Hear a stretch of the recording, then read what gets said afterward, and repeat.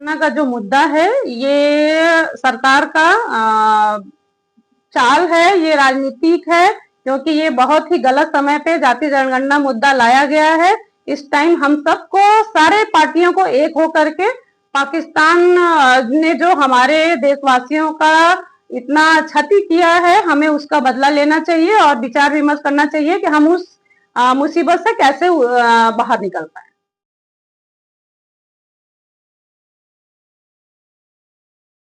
वंदना जी, जाति जनगणना लंबे समय से आप लोग की मांग चल रही थी, विपक्ष की मांग चल रही थी। आज केंद्र सरकार ने मंजूर कर दिया है, जाति जनगणना की बात की जाए, कैसे देखती हैं, किस तरह की आप लोग? देखिए, जाति जनगणना जो सरकार लाई है उसका मैं स्वागत करती हूँ, लेकिन ये वक्त नहीं था जाति जनगणना लाने का।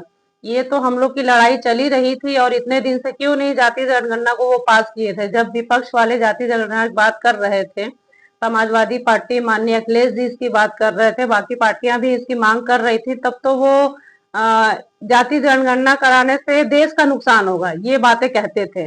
आज क्या हो गया, जब आज पाकिस्तान का अहम मुद्दा है जिसमें हमारे इतने देशवासी मारे गए हैं, इतने हमारे सैनिक मारे गए हैं, इस मुद्दे को सुलझाने के बजाय आज वो जाति जनगणना की बात कर रहे हैं। ये चीजें तो बाद में भी हो जाएंगे। ये मुझे समझ में नहीं आया कि ये अभी क्यों जाति जनगणना की बात की जा रही है, जबकि अभी तो अहम मुद्दा और बहुत ही संवेदनशील मुद्दा है ये पाकिस्तान का।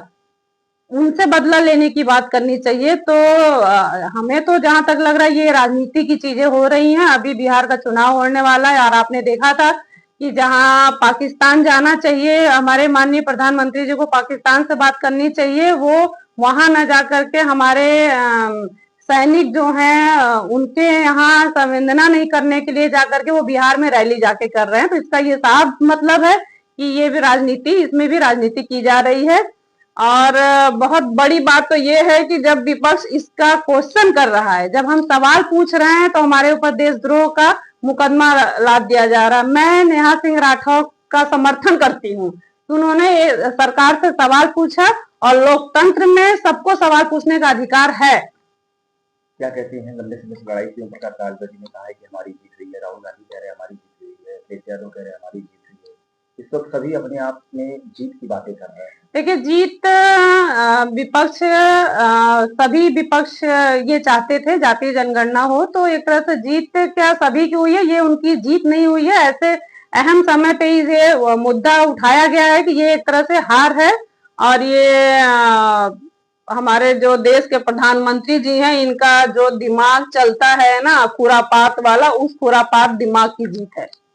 अखिलेश यादव कह रहे हैं कि ये जीत न कि समाजवादी पार्टी की है बल्कि इंडिया गठबंधन की। हाँ, देखिए, कहीं ना कहीं वो सही बोल रहे हैं कि ये जीत इंडिया गठबंधन की है। सभी लोगों को मिल करके लड़ाई लड़ने से ही जीत होती है। कोई अकेला लकड़ी रख दीजिए और उसको वो टूट जाएगी।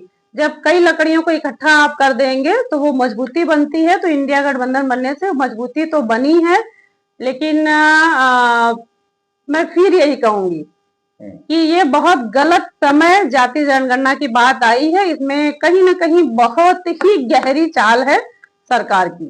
नेतागण ये कह रहे हैं कि बिहार चुनाव है, उसको देखते हुए जाति जनगणना कराई। हाँ, बिल्कुल सही है, सही है। बिल्कुल मैं इस बात का समर्थन करती हूँ कि बिहार की वो देखते हुए जाति जनगणना कराई जा रही है।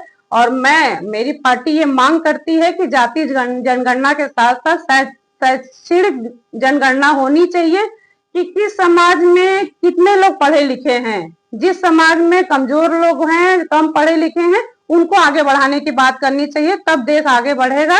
और अभी तक तो इनका नारा था कि बटोगे तो कटोगे, यही नारा था ना। तो आज वही काम तो वो कर रहे हैं। अभी तक ये धर्म को बांट रहे थे, आज जातियों को बांट करके ये एक तरह का समाज में बहुत ही विच्छेद पैदा कर रहे हैं।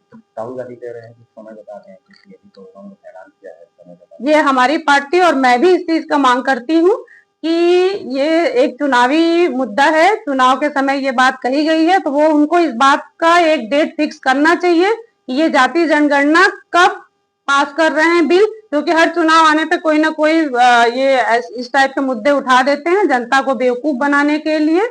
और जाति जनगणना की इस ऐलान से आप संतुष्ट हैं? आपकी पार्टी समर्थन करती है? नहीं, जाति जनगणना की उसे मेरी पार्टी बहुत हद तक इसलिए नहीं समर्थन करती है कि ये गलत टाइम पे हुआ है, और जाति जनगणना के साथ साथ शैक्षणिक जनगणना भी होनी चाहिए। क्योंकि आप देखेंगे, आरक्षण कोई ले लीजिए, आरक्षण हर समाज को जो दिया गया है, इसमें आप जब जनगणना कराएंगे ना, तो आप इस चीज को पाएंगे कि जितने मतलब गरीब लोग हैं, उनके बच्चे आरक्षण का लाभ नहीं उठा पा रहे हैं, उनके बच्चे नहीं पढ़ पा रहे हैं, क्योंकि उनके पास तो पैसा ही नहीं है। तो मेरा ये मांग है कि आरक्षण भी आर्थिक आधार पे देना चाहिए, ताकि गरीब के बच्चे आगे बढ़ सके, ना कि उद्योगपतियों के बच्चे ही केवल आगे बढ़ते चाहे किसी भी समाज के।